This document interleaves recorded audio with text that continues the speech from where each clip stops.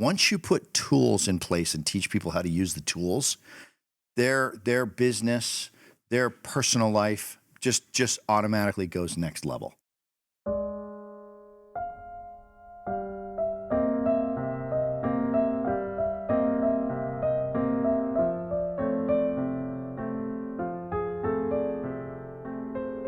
Everybody, welcome to today's Jeff Heilman project. This is a two-part project podcast. We're going to do two 30-minute about episodes, one right after the other, part 1 and part 2. And it's actually fitting that my husband over here looks as sporty as he looks, for those of you watching on YouTube. For those of you that are listening on our podcasts via the Audible, iTunes, and Spotify. He is wearing a backwards baseball cap, a t-shirt, and some shorts. So it's not just because it's hot outside. He's especially casual. How was your week so far? My week was good. I got to spend some time with my grandmother down in Albuquerque. 90th birthday party was this weekend. Happy birthday, Grandma. This is a free shout out for anybody in the Albuquerque area. There is a beautiful farm, a family farm that's been converted to a restaurant and adobe kind of outcroppings, and it's super high end. It's called Los Poblanos, and it's north of downtown by maybe 10 minutes.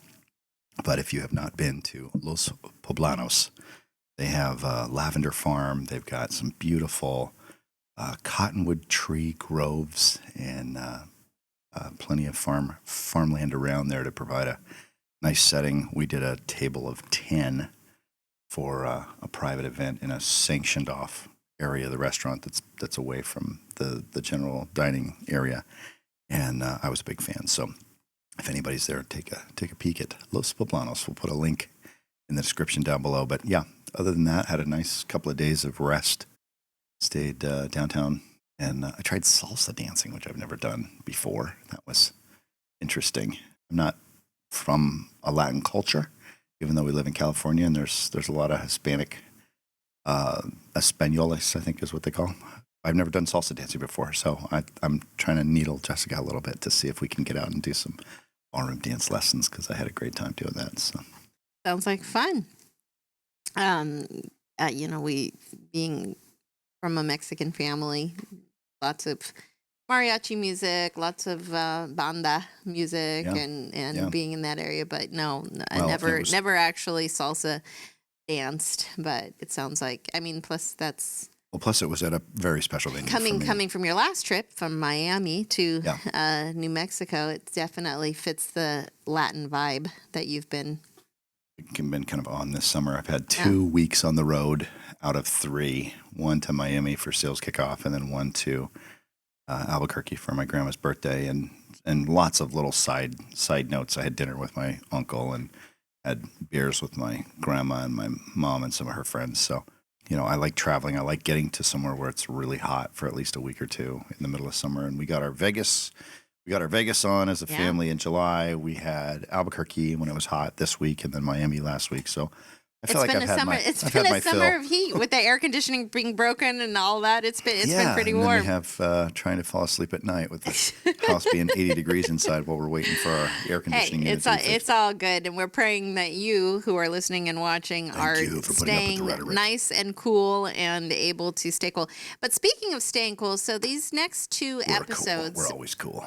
These next 2 episodes, we're going to actually cover what you and I have been talking offline about with proximity to the hole. Oh, proximity to the hole. And so for the first episode, what I'd really like to go through is perhaps you could instruct us in the concept, in Broadie's concept of proximity to the hole as it relates to golf. Yeah. And then for the next episode, I'd like us to maybe do a deeper dive with proximity to the HOLE, proximity to the hole, and how it relates to life. So let's set this scenario. Why are we talking about it? What is proximity to the hole for those that don't play golf? Maybe a little precursor to him and his coming onto the scene. How was golf And you know, we talk a lot here at the Jeff Heilman Project about golf because you played professional golf for 10 years, and it was something that connected you and your grandfather as you were growing up. So, and I think that a lot of people really do admire the game of golf, and you either feel like, you know, there's no way in hell that you could do it, or you try. There's those that try and those who are just like scared to death of it. But it's kind of polarizing. Golf seems to be pretty polarizing. Golf's pretty polarizing, yeah. If you don't play golf, I think some might say that it's boring to watch. Mm-hmm. But some people say baseball's boring to watch. Yeah. But people that have played baseball who understand the political disposition and the nuance of the pitcher versus the batter. You know, I never understood why are they paying the pitcher so much money? And then you realize that guy's like one of the most important guys on the team. You got to be able to hit home runs, but you got to be able to shut out the other team.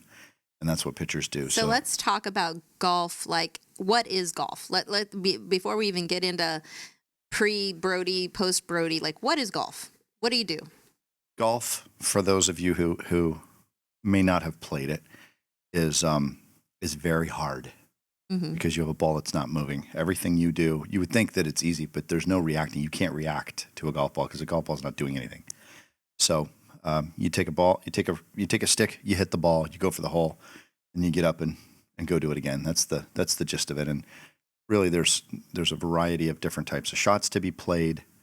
There are a variety of surfaces to be played, from sand, gorse, tree trunks, fairway. There's a certain depending on the length of the hole is how many shots that you have that you take. I would say most people probably have a basic understanding of it, but the nuance of golf, which is really what we're talking about here, is with Mark Broadie's work and kind of making a metaphorical comparison for a KPI for personal growth is what we'll be doing. So effectively, people that have never played before, there is a tremendous amount of nuance in it. The ground that you're hitting the golf ball from and to is not always level.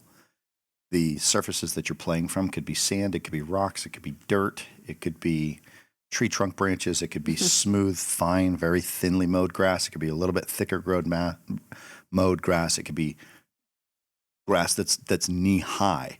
And so each of those different surfaces present a different challenge to the player who's trying to get his ball from wherever the position it is into the hole. And as we look at proximity to the hole, for those of you who are not golfers, this may not mean a ton to you. For those of you that play golf, which statistics say is about 20 million people in America, so it'll be some representation, maybe 10% of the population, maybe 8%. There was a shift in the late 2010s to where there started to become a lot of money. I mean, not just like 100 grand, 200 grand, 500 grand. We're talking about players making 10 million or more in purse money and then getting another 40 to 50 million a year in endorsements. And so all of a sudden, when the big money shows up, which is all basically, there were two major things that impacted purses going up. Used to be, if you won a golf tournament, you make like 80 grand, right? Yeah. You work 4 days, you make 80 grand. And you're just basically playing to cover your cost of travel and entry fees and your basic living.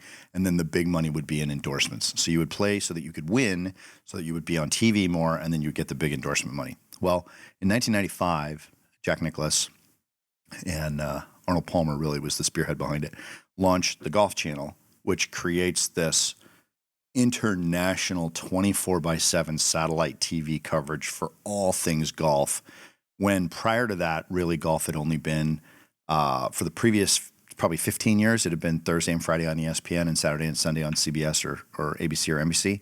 And then previous 15 years before that, it was basically CBS, It seemed like it was only like on Sundays or what? Pretty much only on Sundays. I remember going to my grandpa's the first 20 years. Watching golf on Sunday afternoon after church. And that's right. And that was it. And so in baseball, the same thing happened in the mid-1980s and early 90s with cable TV. And then you start to get into really serious collective bargaining agreements where the players are like, look, it's been 3 or 4 years that the owners of the baseball teams are just getting filthy, stinking rich because of cable TV rights. And the players had not seen the adjustment in their salaries. And so that's where you get to the early 1990s baseball strike, 93, I think it was. And so, but we don't, in golf, we don't have there's no collective bargaining. You're an independent contractor, you're 1099, you eat what you kill. And that's the only professional sport. Well, there's others, there's volleyball, there's tennis. But for a major sport that shows on TV every week, it's the only one where you don't have a contract signed. You show up every week. If you win, you get paid. If you don't, you don't. And so because of that, because it's all on you as the entrepreneur, I never really thought about it that way, but it is the entrepreneur's professional sport. Because of that, once the big money started showing up with the Golf Channel in 95, 96, 97, and then obviously 97, Tiger Woods turned pro in 96, and then he wins the Masters in the spring of 97, less than a year after he turned pro. All of a sudden, there's an unbelievable amount of money in golf. And tens of millions per year, or let's say 10 million for the high end for purse money, and then 100 million a year of income for the top players through endorsements. And so because of that, and because there's no collective bargaining agreement, it's all based on what you do, this pool of money starts to shift from the players' bank accounts into data science. And there starts to be this crew of professional swing coaches that travel around to tournaments and help try to fine-tune the swing. And then for the guys that are really trying to get that competitive edge, they would hire data scientists to go and run analytics on every aspect of their game in order to get that 1/10 of a stroke or a quarter of a stroke per round, because a quarter of a stroke per round. Immediately, I'm drawn to which Rocky was it where he had the Russian, the guy on where they're doing every Nordic metric track and they're like heart rate and everything you can possibly do to try to get better, do. right? So in the midst of this, there's a fascinating author. And by the way, if you all are listening to this and you're like, what the hell is this guy talking about? I could not care less. Just bear with us here, because we're setting this up for part 2, which I think will be actually really, really fun, and then we'll see where that goes. Hey, that's why I'm here. I'm trying to produce a little color on the side You here. are make this the thing, color commentary. Make this thing interesting. No, I don't but know which it one is. of us is the straight man. I don't really know. I don't know. But I mean, I think it's interesting. It's fascinating. We're talking about like this is like real life stuff. Like real life people are, there's all these different layers and these levels. You've got your stay-at-home housewife, right? And then you've got your professional athlete, but everybody's trying to do whatever they're doing at the hopefully like a little bit better. Like can I? Yeah, as long as I'm better than most everybody else, then I'm good. Like right? why do I need a Swiffer to do my floors instead of a regular mop? Because I'm trying to get most effective, like effective way to get my job, whatever my job is, done. Yeah. And so what we're in a situation here talking about these professional golfers is they're coming to a point where in The Incredibles, Syndrome says, if everybody's super, then nobody will be. Yeah. So we're if coming to the super, then no one will be. We're coming to the point in professional golf where everybody's, we're starting to have this elite level of comparison, like this elite level of the same. Like everybody's coming out the same. And so who's going to get the money if everybody's the same? Who's going to get the endorsements? Who's going to get the attention? It's very, very slight differences in golf over a period of 4 days. I mean, if you think about a golf tournament being won by a single shot, well, that single shot is accumulated over a period of 4 days, which it could be one shot or another. But what they started to see, and this guy comes along to write a master's thesis, a statistician going to write his master's thesis in mathematics, and he loves golf, and so he starts to study fractions of a shot, and he starts to cover what are the actual key performance indicators with massive data sets and really, really, really tight tolerances for these players. And he ends up doing a master's thesis that changes the history of the way the PGA Tour measures and keeps track of player stats. And the book was called Every Shot Counts by Mark Broadie. The master's thesis, I don't know what it was called, but it ended up getting translated, the statistical evidence and data that suggested a new way of measuring professional golf based on new KPIs. And the book is fascinating, absolutely awesome story of how he comes to the realization and what it was really all about. And he effectively just wanted to try to empower the common person with statistics that they could use that actually were comparative to the better players in the world that they saw on TV. I love the name. Every shot counts, because it's so poignant, and so much like in all labor there's profit. Like when you come to it with the conditioning that no matter what work I do, it's going to matter. And so what I love what he's saying is like, no, you don't understand. It's not just shots in regulation. It's not just, a perfect game that gets played down the center of the fairway. Yeah, let's talk about that for a second. So let's talk about current state at the time when every shot counts shows up. So the problem statement that every shot counts, and you want to talk about super nuanced, but this is what I think people like. They like to go really deep on stuff that's interesting. So prior to Every Shot Counts by Mark Broadie, the traditional metrics for players was how far can you hit it? Like, what's your average driving distance? There's memes even to this day on Facebook all the time about how John Daly had the #1 position for the longest driving distance for 10 years in a row on the PGA Tour prior to Tiger Woods coming on the scene. And even the first 2 years of Tiger, John Daly still put it past him. So that was a metric. What's your average driving distance, right? Obviously, anybody who's ever played one round of golf knows that has nothing to do with what you're going to actually shoot, because what if you put it in the trees? Yeah, I'm 350 yards, but I'm in the trees or out of bounds every time. 3 holes over. I'm 3 holes over. I'm 3 holes. I hit it 350. I can't find it, but I hit it really well.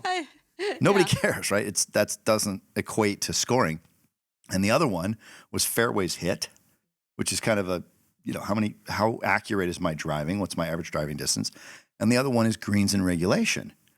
But greens in regulation, a green could be what we were watching on the British Open a couple of weeks ago. There was one green that was a drivable par 4, but the green was only 6,500 yards.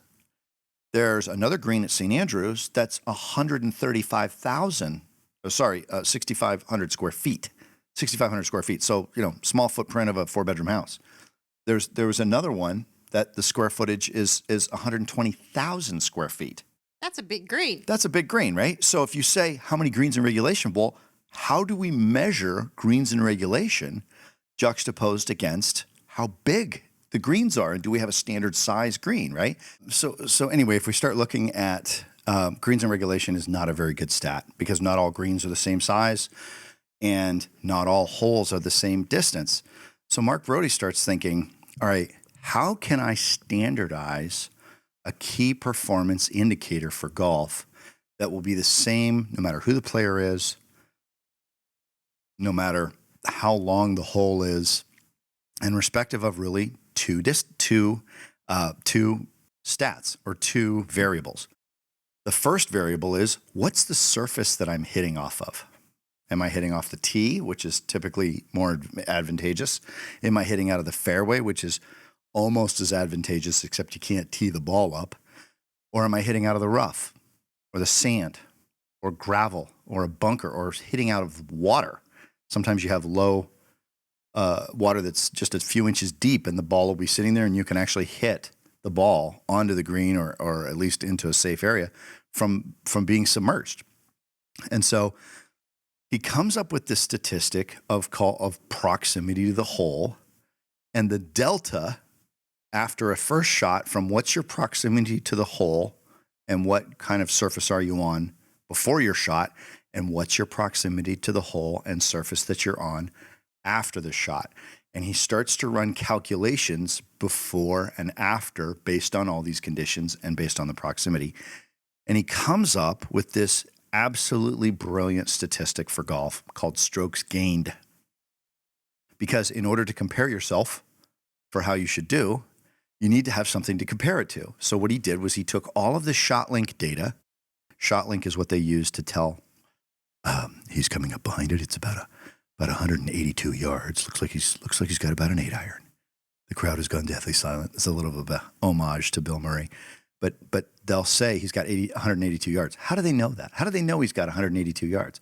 It's because there's a guy sitting in the rough on the side with a laser, and he shoots the hole on one side and shoots the hole on another, shoots the player on the other side, and triangulates. And with quick twitch muscle fibers, you can calculate with trigonometry how far he is from the hole. And so all that data had started getting collected in 2006. And from 2006 to about 2012 or 13, there's this enormous data set of all of the shots at the start and all of the shots at the finish and what the surfaces were. And he starts to figure out a point structure. And then he takes that point structure and lays it on top of all the actual data for the PGA Tour players. And he figures out what the PGA Tour average of strokes gained is in 4 categories. Number 1, what's your strokes gained on the tee? What's your strokes gained from the fairway to the green? What's your strokes gained from putting? And what's your strokes gained short game, like wedges inside of 150 yards? And he starts to say, all right, here is the baseline for the number of shots. And we're getting down to hundredths of a point of a shot. So it should take, I don't know what, let's say it should take 3.12 shots for a PGA Tour player to get up and down from 113 yards, let's say, if they're in the fairway. So all of this to say, why does anybody care about this stuff? What they care about is now you have your own data statistician available in hard copy format in a book, and now the apps that use those same tables on your phone, and you just put in, I'm 152 yards, I'm in the rough, I hit it, next shot. I'm 17 feet from the pin, and it'll calculate over the course of a round how many strokes you gain or lose to this avatar of the average PGA Tour player, and you can start to work on the different aspects of your game commensurate for where you're weak. Yeah. In your performance. I remember that. Okay, now over the course of time, we've been married a long time, and over the course of time, we've done a lot of sports psychology books. There's been a lot of methodology, including everything from Coop to Broadie to who's the one-legged Psychology of Tournament Golf by one-legged guy. Our guy that did the from Florida. 7 Days in Utopia. Oh yeah, 7 Days in Utopia. Needless to say, I remember Broadie coming on the scene for us because at that point in time, I was looking for where to work. Which parts of my game needed Tiger the most Woods was he made his he did this crazy coach change. Right? Everybody was questioning, what the heck are you doing? Like, why aren't you getting a swing coach? And he's like, no, I don't want a swing coach. I want a statistician. And then Broadie takes him to like the freaking neck. He like comes out of the woodworks again. That's right. And we're going, that's exactly right. We're going, what the heck? Because what just happened? At that point, what once you put metrics in place, once you put tools in place and teach people how to use the tools, their business, their personal life just automatically goes next level. Yeah.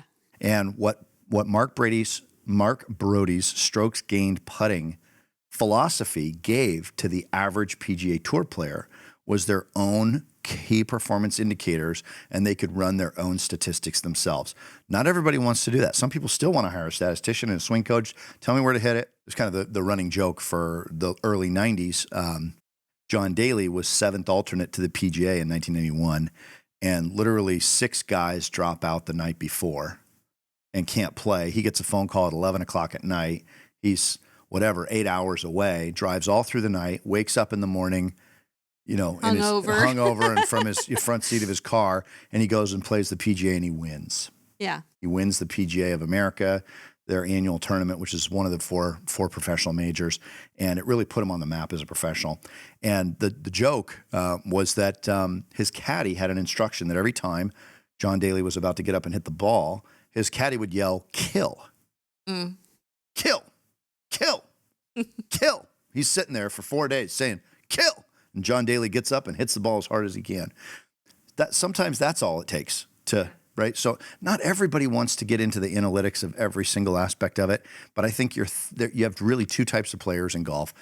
One is the thinking type of player who wants to know every aspect, even to the point where when he plays Augusta and it's hot outside, Phil Mickelson will play with 2 drivers. And somebody say, why would you need 2 drivers? It's because there's one tee shot on 13 where he needs a lower lofted driver with a different kick point on the shaft in order to take it a little bit further around the corner in order to put him in position where he can put a wedge close to probably a 7 or an 8 iron in instead of a 5 iron. And that driver, that you're giving up one of your 14 club maximums, that second driver that he puts in there instead of a 3 iron gives him the ability to hit 7 iron into one green out of the 18 shots. That's the kind of stuff that the thinking golfer will tend to want to do because they want to keep their mind continuously occupied with betterment and looking at every possible angle. And so kind of the tee up for the next episode is this concept of strokes gained as a KPI. And strokes gained is a function of the PGA Tour average for proximity to the hole given a certain lie of the ball on a particular type. Yeah, we still have of about 5 minutes or so in this episode, and since this episode is more geared toward the golf mentality and setting up, Kobe had Mamba mentality, and he's saying he's going to translate what he does on the court out in life, and so we're translating what you did on the golf course out in life, and as a student of psychology myself, and as one who got into a lot of the sports psychology with you, I thought that it was really important as I believe it's Coop that talks about, you have your big hitters, you have your guys that can just get up, the story just on that. Get up there and just whack the ball 400 yards Dick Coop was a sports psychology guy that traveled with the tour players, and he said in his book, Mind Over Golf by Dick Coop, he said that he came to a strange revelation one day. He's sitting in the backyard of one of the players that had contracted him for services rendered, and was kind of going through just philosophy and talking about things. And this thought hits him while he's sitting in the backyard that all of the PGA Tour professionals that he coached and spent time with on a personal basis that had really, really nicely manicured backyards were short hitters. And something clicks in his head that regardless of physical prowess or size, that being a big hitter was more of a personality type than it was a physical build type. And he starts to think, oh, I need to coach these players differently because big hitters, where is their trouble in their game? They dominate golf courses. They hit the ball 50, 60, 70 yards past people, but they need to avoid the big miss. Mm-hmm. And so Tiger Woods is the book, the kind of tell-all expose on Tiger Woods from the behind-the-scenes position of his swing coach for 6 years during really the years where he won 40% of the tournaments he entered, and they didn't even talk about where he finished number 2. I mean, he was literally 80%. He was in the top 5 for almost 10 years. And one of the title of the expose from Hank Haney is The Big Miss.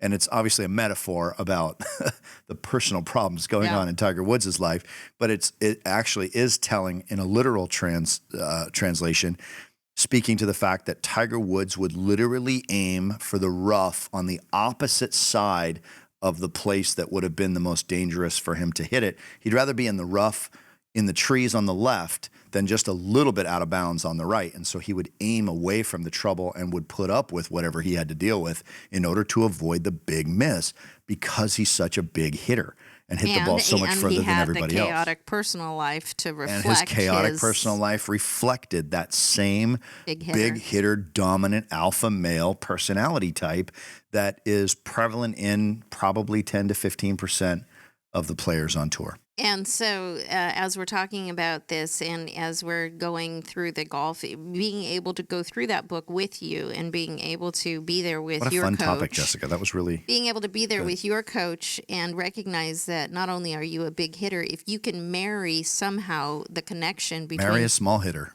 You're going to need the risk mitigation. If you can marry the concept between big hitter and proximity to the hole, and you can conceptualize that, then you can actually overcome the negative self-talk that comes along with I suck as a golfer because I'm always in the trees. Why the heck am I, what is the advantage of me hitting it 400? Why can't I keep it on the green? Like there's all of this self-talk that goes into trying to minimize your ability to play as a maximum distance player and as a maximum reach player. And sometimes, and this is actually speaking to me personally right now. In the world of golf, there's all kinds of different phrases and stuff. And some people, you may have heard this, you may not have, but sometimes they call guys who are big hitters, but who are not very consistent. They call them ham and egg. They call him he's a ham and egg player, right? Which is not, ham and egg is opposed to fairways and greens. Fairways and greens are the straight-laced, down the middle. They hit the ball 250. Bobby Jones. Bobby Jones was a savant. He was a savant. He hit it further than anybody. He could do all of it. He hit it more precisely than ever. He was the Tiger Woods of the 1920s. So who's the most like in the fairway consistent? You'd have guys like Corey Pavin. I think would probably be pretty consistent. David Toms. Yeah. Obviously, I'm aging myself now with because the game has become a game of big hitters now. But I think of I followed David Toms. I don't think I ever saw David Toms hit the ball over 255, 260. A very good personal friend of mine, Matthias Gromberg. He's not particularly a long hitter. I would hit it consistently 20 to 30 yards past him when we would play. But then he would hit. He was a fairways and greens player. He would have 14 or 15 greens in regulation, and would make 3 birdie putts and no bogeys. Well, you're going to shoot 69, 67, 68, 69. So ham and eggs after Broadie actually became a claim to success. Ham and eggs if is you're a ham and egg way player. of playing. And when you look at guys like somebody that's in the media right now, who I've only met him once, but Bryson DeChambeau, who plays out of used to be River Chase. Now I think it's called Dragonfly down in Madera, California, is his home course. He literally soaks his he floats his golf balls in Epsom salt in order to get them to sink to the lowest spot because a golf ball is not perfectly round, and he'll mark a line on that ball so that he can do everything he can to try to mitigate the risk of him hitting the ball outside of the fairway because he hits the ball 365, 370 off the tee. The guy is just an absolute ape and hits it very consistently. But if you're hitting the ball 100 yards further as a ham and egg guy than a fairways and greens guy, if you're off by 1% more, you're talking 12 yards, 13 yards left or right. And some of these fairways, well, if you think 1%, well, let's see, 2% off on 400 yards is 8 yards. 8 yards either way is going to give you a deviation of 16 yards one way or the other. Especially if your green isn't 120,000 square feet. Yeah, and if your green's not 120,000 square feet and the wind's blowing and they didn't water for a week before the tournament so they make it extra hard. You're screwed. You're killing yourself. So if you have 16 yards of deviation on your driver, more than the guy who's hitting at 250, and you have some of these fairways when they're really tight or 30 yards wide, that's not a very big margin of error.